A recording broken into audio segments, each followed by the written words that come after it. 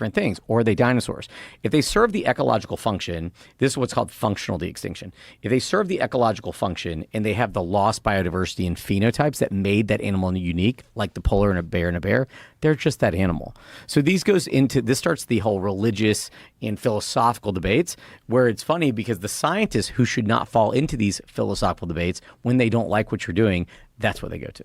So what was the argument? How did they present it? It's just like by their own definition, they're like, well, it doesn't have enough DNA. So I was like, if I said, but the second direwolf that we have, or the second genome that we have from the tooth has less of the same DNA than the skull. Does that mean that it wasn't a direwolf? And it just turns into an you're missing the point conversation. It's like, I'm just asking questions. I would like to know the point, though. What is her point? Their point. Like, what is her overall argument? The general point of the people is that they want to pick one speciation definition and adhere us to that.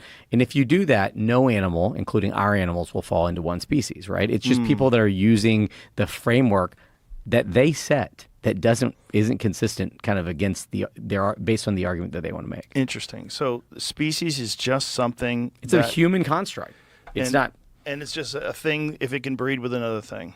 Well, I mean that is one definition. There is another definition saying that it's only a species if it can't breed with another thing. Oh. So if I genetically modify them to make it where they can't breed with wolves, does that mean they're on species? Like it just gets into this dumb philosophical perspective because we made up this construct. Right. But as a person who studies biology, which this person is, right, I could kind of understand her perspective where she's like, what are you doing?